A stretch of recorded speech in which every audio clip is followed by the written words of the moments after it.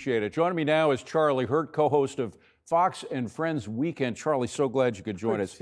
I mentioned today, Nate, because today we had this press conference this morning.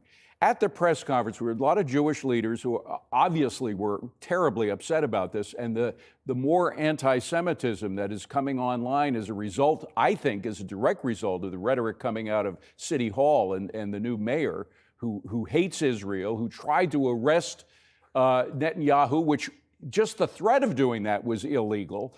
But at that particular presser, you had New York City's comptroller. He's a guy named Mark Levine. He was with the Jewish leaders. He was pro-Mamdani, okay? He was in favor of Mamdani, even after we knew everything that Mamdani had said about globalizing the Intifada. Well, guess what? It's globalized. Right. He got his wish. It's been globalized in the city that he's now in charge of. And this guy, the comptroller, was trying to sympathize with the Jewish leaders who were complaining about the rhetoric causing things like this. What are your feelings about it all? Well, and of course, you know, the sad thing about it is that these people, they have no one to blame but themselves, Democrat leaders in New York City, for allowing this to get to the point that that we're at right now. And, you know, the weird thing about these political things like stabbing, you know, screaming Allahu Akbar and stabbing somebody with a screwdriver or stabbing somebody with a knife as you scream that, you know, there's no difference between what you're hearing from some of these actors and what you're hearing from leaders of the Democrat Party. Brad Lander, who happens to be Jewish, ran against Dan Goldman, beat Dan Goldman in a primary. They're both Jewish. Yeah. But the whole issue came down to which one hated Israel more, which is kind of a mind-blowing thing, especially here in New York City. Brad Lander won the nomination. Yeah, he is a total panderer.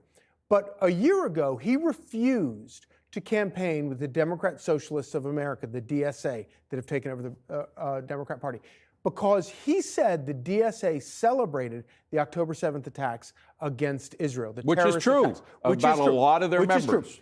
But fast forward to today. Now, Brad Lander, the Democrat nominee for that House district based here in New York City, campaigns with the DSA. So by his own definition, whatever you want to say about, you know, your or my partisan opinions about all this, by his own definition, he is now pandering to an organization that he says celebrated the October 7th terrorist attack in Israel. But you wonder whether or not, I mean, it seemed like about a week ago, you began having people beyond James Carville who were speaking out about this. It was beginning to grow, the anti-socialist, anti-Marxist, anti-jihadist nature of the new wave of the Democratic Party, that there were enough people within the Democratic Party worried about it so that they might be pushed out. But now I'm noticing that they're slipping again. Are you? Yeah, and it's interesting because, you know, it's very kind of fashionable these days to say, well, there's a problem with this in both parties. I guess Please. You know, maybe there are people in the Republican Party who really hate Benjamin Netanyahu so much that it's clouding their ability to think straight about certain things. But whatever. The problem that is within the Democrat Party, these people have taken over the Democrat Party.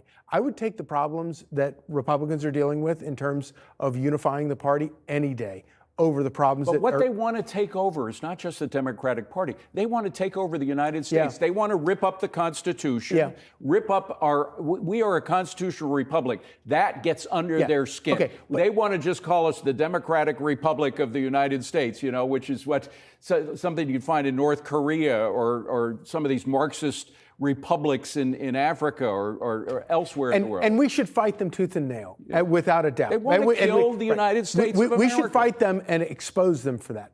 But I honestly, David, I don't believe that they will ever have any purchase outside of weird places like San Francisco or you know, New York City. But look at Maine. Look at Maine with Plattner, and God knows Monday, by the way, is when they have to decide who's going to replace him. And you watch, Troy Jackson is going to wind up losing. And one of the reasons he's going to wind up losing is because he hitched his wagon to Graham Plattner. The reason they got rid of, the reason they wanted Graham Plattner, Democrats did, is because they didn't care about the Nazi tattoo. They didn't care about all the crazy stuff. They thought that he could win.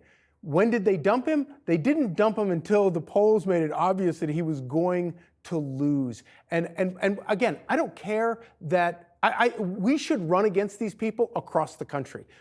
People, and that's a very successful way to do politics. Right. You run against the worst of that party, and we should do that as a reminder, a cleansing reminder that we do not put up with this Do Americans outside of places that have been subjected to these people, like New York or the places in the West Coast, do they understand how dangerous these people are? How they literally want to tear up the Constitution? They literally want to get rid of the Senate and other things. They want to get rid of the presidency, for God's sake. I think they understand that they don't want to have anything to do with them, and they'll never vote for them. All right. That's my honest way. And this is what's so sad to me about it, is that the Democrat Party has been taken over by the lunatics.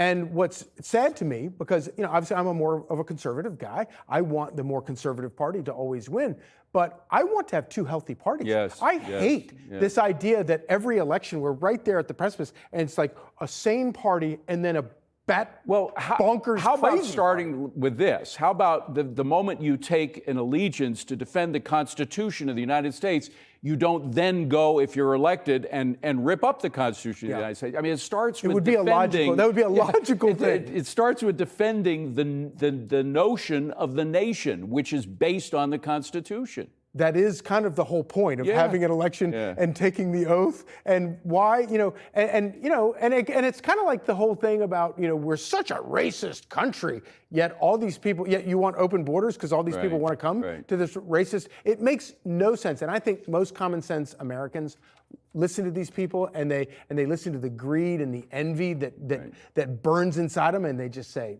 yuck, I don't want anything to do with it. Final point, we're going to finally finish that correspondence dinner that was rudely interrupted by an assassin the last time they did it. It's going to happen, I believe it's tonight, isn't it? Yes, it is tonight. It's on a Friday night. It's never on Friday. God, you're going to miss it, you poor guy. Here's why you might actually do it, because none other than Carolyn Leavitt, the press secretary of this administration, says the president, this is quoting her, the president's speech will be a combination of unifying yet vicious and serious yet hilarious all at the same time. If you can imagine that, one thing I can assure you, it will be entertaining. And I'd be sorry to miss it. Actually, I'm going to be very, you spend your first 5 years in Washington trying to get into the White House Correspondents' Dinner, and then the whole rest of your life trying to never go again. But I went this time because I was so excited, because I really wanted to hear Trump address the press. And actually, I'm going to miss it tonight, but I'll stay up and watch it. I've been to it twice in my life, and frankly, I was going to say I'd never do it again, but this is one of those that I would like to see. Yeah, getting Trump on the media, and I hope that whatever speech he gives tonight is just as bare-knuckled as the one that he was going to give 2 months ago. Yeah, all right. Good to see you, Great Charlie. To see you. And we should mention, by the way, you can catch Charlie on Fox and Friends weekend, 6 a.m. to, I've done 3 hours with Varney quite often, but I've never done 4 hours. Are you totally wasted at the end of that? Yeah, it's a marathon. 6 to 10 a.m. Eastern time on Saturday and Sunday. We'll see you then, Charlie. Thank you very much.